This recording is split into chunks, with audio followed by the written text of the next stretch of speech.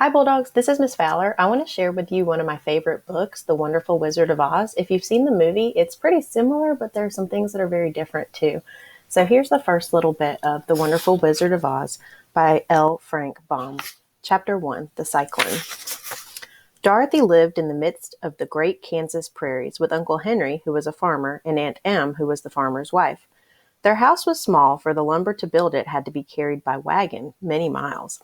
There were 4 walls, a floor, and a roof, which made one room, and this room contained a rusty-looking cooking stove, a cupboard for the dishes, a table, 3 or 4 chairs, and the beds. Uncle Henry and Aunt Em had a big bed in one corner, and Dorothy a little bed in another corner.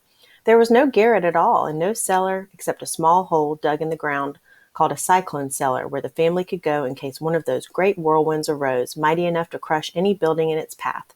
It was reached by a trap door in the middle of the floor, from which a ladder led down into the small dark hole. When Dorothy stood in the doorway and looked around, she could see nothing but the great gray prairie on every side. Not a tree nor a house broke the broad sweep of flat country that reached the edge of the sky in all directions. The sun had baked the plowed land into a gray mass, with little cracks running through it.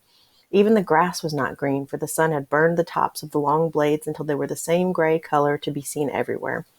Once the house had been painted, but the sun blistered the paint and the rains washed it away, and now the house was as dull and gray as everything else.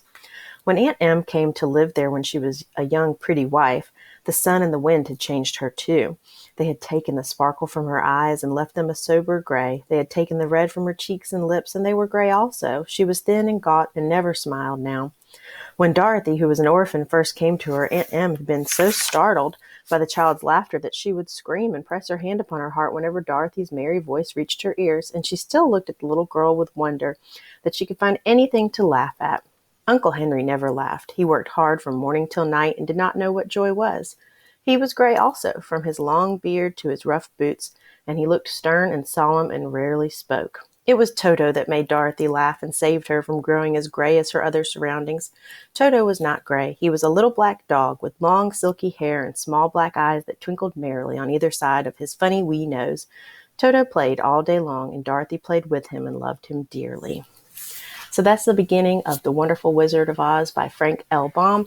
If you've never read it, it's a great book. We have several copies in the library. So thanks for watching. I hope you have a great day. Bye.